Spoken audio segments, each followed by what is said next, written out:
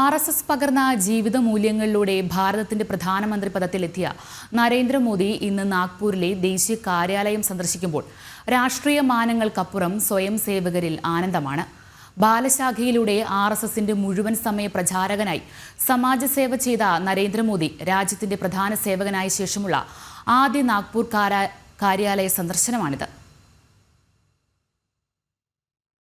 നിസ്വാർത്ഥ സേവനം മാർഗമാക്കിയ മറ്റൊരു പ്രസ്ഥാനമില്ലെന്ന് 8-ാം വയസ്സിൽ തിരിച്ചറിഞ്ഞാണ് ആർഎസ്എസിന്റെ ബാലശാഖയിൽ നരേന്ദ്ര ദാമോദർദാസ് മോദി എത്തുന്നത്. 20-ാം വയസ്സിൽ രാഷ്ട്രീയ സ്വയം സേവ സംഘത്തിന്റെ മുഴുവൻ സമയ പ്രവർത്തകൻ. 28-ാം വയസ്സിൽ വഡോദര വിഭാഗ് പ്രചാരകായ നരേന്ദ്രമോദിയുടെ പ്രവർത്തനം സമാജത്തിനാകെ മുതൽക്കൂട്ടാണെന്ന് മനസ്സിലാക്കിയ സംഘനേതൃത്വം സംഭാഗ് പ്രചാരകായ അദ്ദേഹത്തെ ഉയർത്തുന്നത് 30-ാം വയസ്സിലാണ്. ഭാരതത്തിലെ മനുഷ്യരാശിക്കുപരി സകല ചരാചരങ്ങൾക്കും നരേന്ദ്ര ദാമോദർദാസ് മോദിയുടെ പ്രവർത്തനങ്ങൾ ഉതകുമെന്ന് മനസ്സിലാക്കിയ ആർഎസ്എസ് അദ്ദേഹത്തെ ബിജെപിയുടെ പ്രവർത്തനങ്ങൾക്കായി നിയോഗിച്ചു.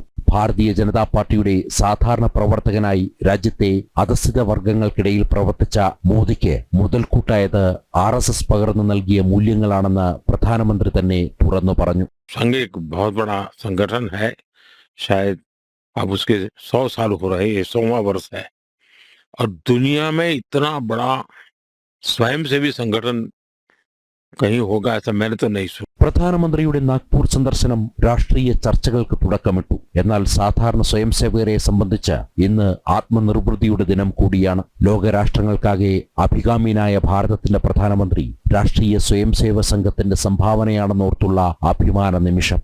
ജനം, ഡൽഹി.